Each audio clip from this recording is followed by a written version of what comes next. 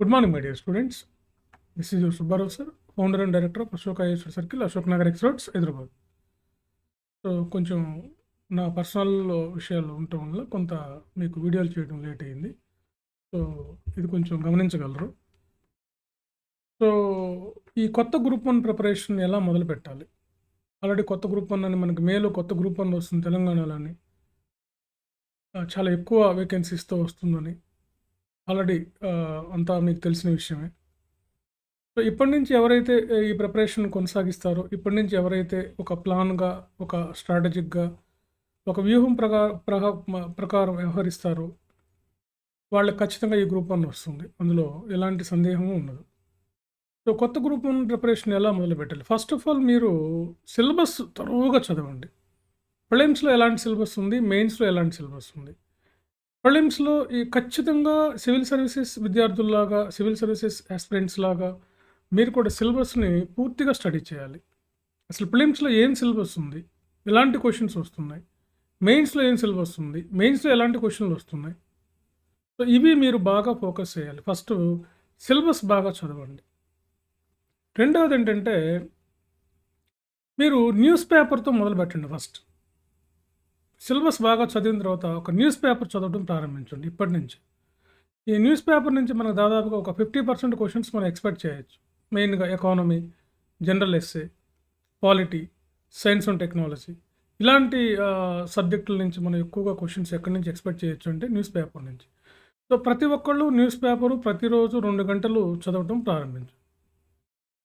తర్వాత మీరు చాప్టర్ వైజ్గా తీసుకొని ఆ చాప్టర్ని బాగా చదివి దానికి సంబంధించినటువంటి ఒక నోట్స్ లాగా ప్రిపేర్ చేసుకోండి.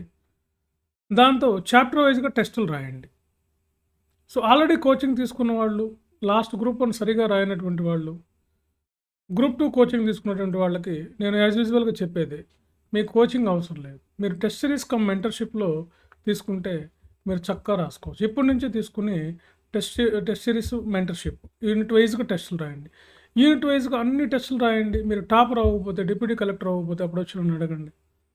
యూనిట్ వైజ్గా అన్ని టెస్టులు రాసి నేను కరెక్షన్ చేస్తే నేనే చెప్తాను మీకు డిప్యూటీ కలెక్టర్ అదే ఆర్డీఓ వస్తుంది అని నేనే చెప్తాను. టాప్ 10లో ఉంటారు మీరు అని. అన్ని టెస్టులు రాయాలి. ఇప్పటి నుంచి అయితేనే మీకు అన్ని రాయడం సాధ్యం అవుతుంది. అదే నోటిఫికేషన్ వచ్చిన తర్వాత, ప్రిలిమ్స్ అయిపోయిన తర్వాత అన్ని రాయడానికి ఎవరికీ సాధ్యపడదు. అది మీ మిస్టేక్ కాదు, అది ఎవరికీ సాధ్యపడదు. కాబట్టి అప్పుడు అన్నీ రాయలేం. కాబట్టి మనం మెయిన్ ఎగ్జామ్లో కూడా, సర్వీస్ కమిషన్ పెట్టే ఎగ్జామ్లో కూడా మనం అన్నీ అటెంప్ట్ చేయలేకపోవచ్చు. రైటింగ్ ప్రాక్టీస్ అనేది చాలా ఇంపార్టెంట్. ఇక్కడ ఏ క్వశ్చన్కి ఏ ఆన్సర్ రాయాలి, ఎంతవరకు రాయాలి, ఎలా రాయాలి, ఏం రాయాలి, ఇది తెలియాలి మీకు. ఇది చాప్టర్ వైజ్గా మేము టెస్టులు పెట్టాలి. ఒక్కొక్క చాప్టర్కి 10 క్వశ్చన్స్ పెడతాం.